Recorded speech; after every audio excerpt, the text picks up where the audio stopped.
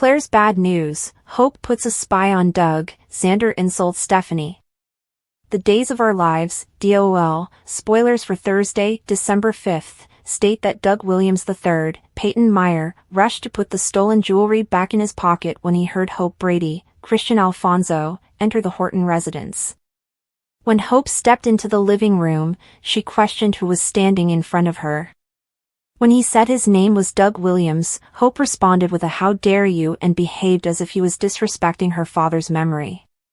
However, Julie Williams, Susan Seaforth Hayes, appeared to clarify that this was Doug Williams, Bill Hayes' grandson and namesake. After Doug backed her up, Julie wanted to show Hope the contents of the time capsule, particularly the jewelry. Hope put it off until later since she wanted to go to the cemetery and say goodbye to Doug. On Thursday's Days episode, Lucas Horton, Brian DeTillo, and Sierra Brady Weston, Victoria Conifal, returned to the Horton residence, where they saw Doug and nearly told Julie about the stolen jewelry. Doug spoke up, hoping to get something to eat, and Julie raced off to the kitchen. Marie Horton, Marie Cheatham, and Jennifer Horton Devereaux, Melissa Reeves, decided not to give Julie necklace theft updates, so Doug informed Sierra and Lucas. On Thursday's episode of Days, Philip Kyriakis, John Paul Lavoisier, ran into Sean Brady, Brandon Beamer, at the pub and expressed his condolences for Doug's death. Philip also learned that Sean and Belle Black Brady, Martha Madison, were divorcing, and he expressed his sincere regret to Sean. Philip finally went up against Xander Kyriakis, Paul Telfer, for control of Titan, with Stephanie Johnson's, Abigail Klein, public relations assistants. Sean knew Titan was in Philip's DNA, and Xander was a threat to society. Sean expressed his optimism that Philip would win the Titan fight, which Philip appreciated. Before Jennifer arrived in the cemetery, Hope bid a heartfelt farewell to Doug's grave.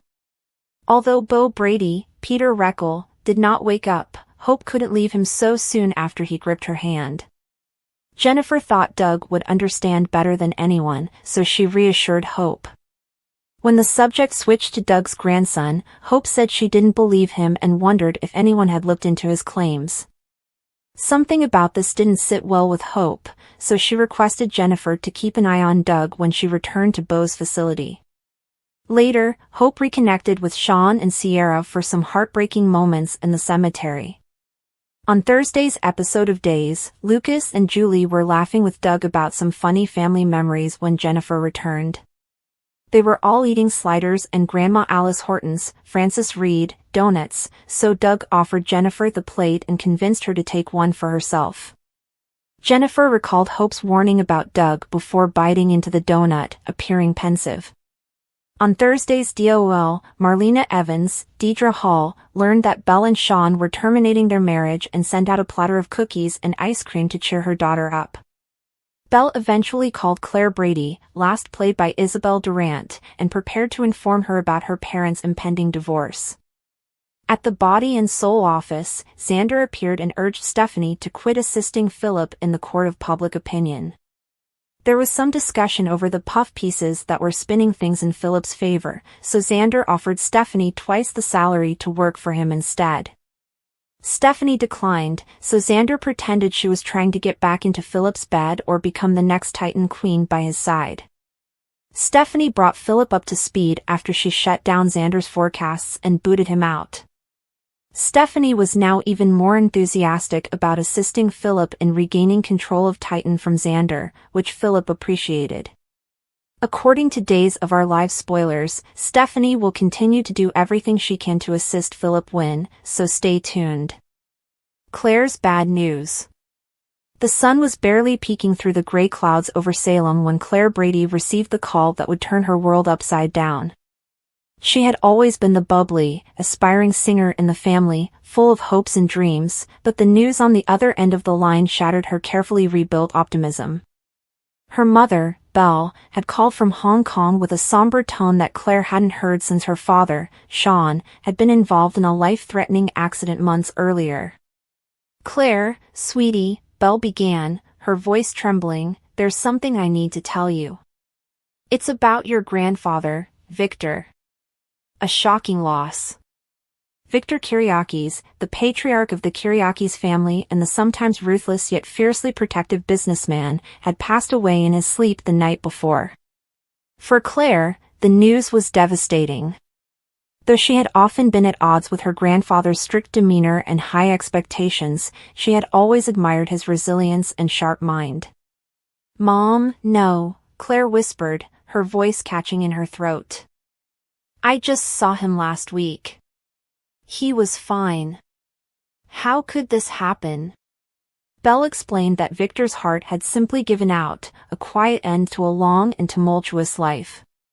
As Claire listened, memories flooded back, Victor chastising her for her impulsive decisions, but also the way he had always been there to pick up the pieces when things fell apart. "I know you were close to him in your own way," Belle said gently. "It's okay to feel however you feel right now." Breaking the news. After hanging up, Claire felt a deep sense of dread. She was staying with her Aunt Sierra and Uncle Ben while trying to figure out her next steps in life. The couple had been a source of stability for her, but how was she supposed to break this news to them, especially Sierra? Despite her complicated feelings toward Victor, Sierra had adored her grandfather. Claire found Sierra in the living room, cooing over baby Beau as Ben fussed with a toy nearby. She hesitated at the door, wondering how to begin. Finally, she stepped forward, her voice soft but firm. "Sierra, I need to talk to you," she said. Sierra looked up, immediately sensing something was wrong. "What is it? Is everything okay?" Claire took a deep breath. "It's about Grandpa Victor. He passed away last night." The room fell silent. Sierra's face crumpled, and tears welled up in her eyes. Ben immediately moved to her side, placing a comforting arm around her as she began to cry. Claire felt a pang of guilt for being the bearer of such heartbreaking news. The fallout. Victor's death sent shockwaves through Salem. The Kiriakis' mansion became a gathering place for family and friends as everyone prepared for the memorial.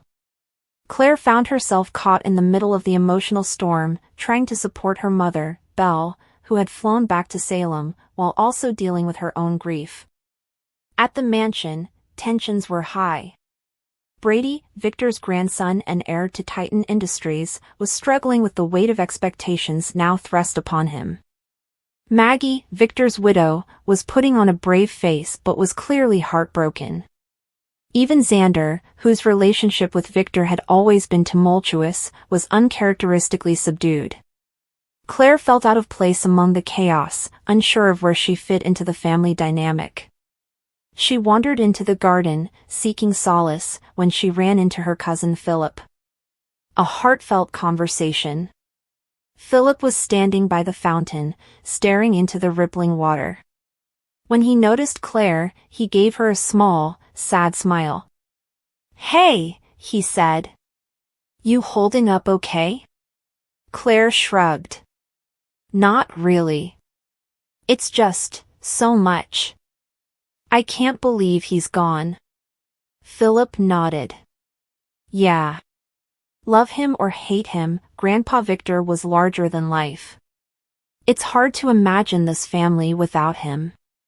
They talked for a while, sharing memories of Victor, the good, the bad, and the absurd. Claire admitted that she felt guilty for not spending more time with him, especially in recent years. Philip reassured her that Victor had known how much she loved him even if she didn't always say it. "You're not alone in this, Claire," Philip said. "We're all hurting. But we'll get through it together." A secret revealed. As the days went on, Claire began to notice strange behavior among her family members. Brady was avoiding her, Maggie seemed unusually tense, and even Sierra seemed distracted. Claire's suspicions grew when she overheard a heated argument between Brady and Philip in the study. "You can't just sweep this under the rug," Philip hissed. "I'm not sweeping anything under the rug," Brady shot back. "But this isn't the time to air dirty laundry." Claire couldn't resist eavesdropping, and what she heard stunned her. Apparently, Victor had left behind a secret, one that could potentially tear the family apart. The reading of the will. The tension reached a boiling point during the reading of Victor's will. The family gathered in the Kiriakis' living room, the air heavy with anticipation. As the lawyer began to read, it quickly became clear that Victor had left behind more than just his fortune. In addition to naming Brady as the new CEO of Titan, Victor had revealed the existence of an illegitimate child, someone who had been kept hidden from the family for years. The news was a bombshell, leaving everyone reeling. Claire felt her heart race as she processed the revelation. Who was this mystery child? And how would their arrival impact the already fragile family dynamic? A family divided. The revelation of Victor's illegitimate child created a rift in the family. Maggie was devastated, feeling betrayed by the man she had loved for decades. Brady was furious, seeing the news as another example of Victor's manipulative ways. And Philip. Philip seemed strangely quiet, as if he knew more than he was letting on. Claire, meanwhile, couldn't shake the feeling that this secret was just the tip of the iceberg. Determined to get to the bottom of things, she began digging into Victor's past, enlisting the help of her tech-savvy friend, Theo Carver. A surprising discovery. Theo's research led Claire to an old journal belonging to Victor, hidden away in the Kiriakis' mansion. As she flipped through its pages, she discovered entries that painted a different picture of her grandfather, a man torn between his love for his family and the dark choices he had made to protect them. One entry, in particular, stood out. In it, Victor wrote about a young woman named Elena, a former lover who had given birth to a child he could never publicly acknowledge. The child, Victor wrote, was a secret I will take to my grave. But now that secret was out, and Claire was determined to find the truth. An emotional confrontation. Claire's investigation eventually led her to a woman named Elena Marquez, who confirmed that she was the mother of Victor's child. The child, now an adult named Nico, had been living abroad and was unaware of his Kiriakis' heritage. Xander insults Stephanie, a heated encounter in Salem. It was a brisk morning in Salem when Stephanie Johnson found herself crossing paths with Xander Cook in Horton Square. She had just wrapped up a meeting with Chad DiMera about a new PR campaign for Titan Industries and was heading towards Sweet Bits for a quick coffee. Xander, as always, was in the square, brooding over a latte while nursing a bruised ego from his latest string of personal and professional setbacks. The encounter started innocently enough. Stephanie offered a polite smile, but Xander, in a foul mood, couldn't help himself. "Ah, Stephanie Johnson," Xander drawled, his voice dripping with sarcasm. Salem's golden girl. PR wizard, problem solver extraordinaire, and, what? Professional damsel in distress? Stephanie stopped mid-stride, turning to face him. Her brow furrowed as she processed his snark. "Good morning to you too, Xander," she replied coolly. "What's your problem today? Did someone else outsmart you in another one of your schemes?" The jab hit home, but instead of backing down, Xander smirked. "Oh, you mean like your brilliant plan to fix Titan's image? What's the pitch this time? Another saccharine campaign to make Brady look like a saint and me like the devil?" Stephanie's eyes narrowed. "My job is to clean up messes, Xander. And let's face it, you're the walking embodiment of one." Tensions escalate. Xander leaned back against the bench, crossing his arms. "You know, Stephanie, it's amusing how self-righteous you are. Always playing the hero. But let's not forget, you're just as manipulative as the rest of us. Or do you want me to remind you how you've used people to get ahead? Chad, Alex, ring any bells?" Stephanie's jaw tightened. That's rich coming from someone who faked his own death, kidnapped people, and practically made a career out of lying. At least I'm trying to make amends for my mistakes. Can you say the same? Xander's expression darkened. Don't you dare lecture me about mistakes. You have no idea what it's like to be me. You, with your perfect little life, your perfect little job, and your perfect little moral high ground. Stephanie crossed her arms, her patience wearing thin. Perfect? You think my life is perfect? My parents have been through hell. I've lost people I love. I've had to claw my way to where I am today, just like everyone else in this town. The difference is, I don't use my pain as an excuse to hurt others. The crowd gathers. By now, their argument had drawn a small crowd. Salem residents were no strangers to public confrontations, and this one was shaping up to be a classic. Chad DiMera, who had just exited the cafe, approached cautiously, sensing the tension between the two. Everything okay here? Chad asked, glancing between Stephanie and Xander. Stephanie shot Xander a glare. Everything's fine. Xander was just reminding me why I try to avoid him at all costs. Xander chuckled bitterly. And Stephanie was just proving why she's the queen of hypocrisy. Chad stepped between them, his tone firm. Enough, Xander. Don't you have anything better to do than pick fights? Xander shrugged, unfazed. Not really. But hey, thanks for the concern, Chad. Always playing the knight in shining armor, aren't you? Stephanie's final word. Stephanie took a deep breath, deciding she wouldn't let Xander's words get under her skin. You know what, Xander? Say what you want about me.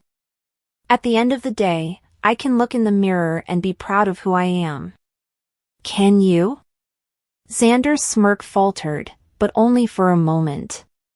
He waved her off dismissively and walked away, leaving Stephanie and Chad standing in the square. Are you okay? Chad asked, his concern evident. Stephanie nodded, though her hands were still trembling. I'm fine. He's not worth it. Chad gave her a reassuring smile. He's just lashing out because his life's a mess. Don't let him get to you. Stephanie smiled back, grateful for his support. I won't. Thanks, Chad. Hope puts a spy on Doug. Salem was never short on secrets, and Hope Brady had spent her fair share of time uncovering them. As a former detective, she prided herself on her ability to sniff out deception. But this time, the suspicions were personal. Doug Williams, her beloved stepfather and a pillar of the Horton family, had begun acting strangely. For weeks, he'd been sneaking out late at night, taking clandestine phone calls, and avoiding direct answers to simple questions. Hope tried to dismiss her unease, chalking it up to the grief Doug still felt over Julie's health struggles. But when she caught him exchanging a sealed envelope with a man in Horton Square, her instincts kicked into high gear. Something was wrong, and Hope needed to find out what. The decision to spy. Hope confided in Rafe Hernandez, her ex and longtime ally. I don't know, Rafe, she said over coffee at the Brady pub. I don't want to believe Doug is up to something, but I can't ignore the signs. Rafe raised an eyebrow. Doug? The same Doug who serenades Julie every chance he gets? Are you sure you're not overthinking this? I wish I were, Hope replied, her tone firm. But I saw him hand over an envelope to someone I didn't recognize. And it wasn't just a casual exchange. He was nervous. Looking over his shoulder like he didn't want to be seen. Rafe leaned back, considering her words. Okay, let's say something's going on. Have you talked to him about it? I tried, Hope admitted. He brushed me off. Said it was Horton business. But he's never been secretive with me before. I can't just let this go. Rafe sighed.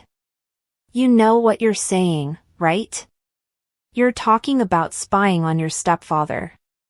I know, Hope said, her voice tinged with regret. But if there's one thing I've learned, it's that secrets in this town don't stay buried. If Doug's in trouble, or worse, if he's putting the family at risk, I need to know. With a heavy heart, Hope decided to enlist the help of a private investigator. She turned to Steve Patch Johnson, whose skills in surveillance and discretion were unmatched. Steve takes the case. Steve wasn't thrilled about the assignment. Hope, are you sure about this? He asked when she approached him at the Black Patch office. Doug's one of the good ones. If he's acting strange, there's probably a simple explanation. I hope you're right, Hope said. But I need to be sure. Will you do it?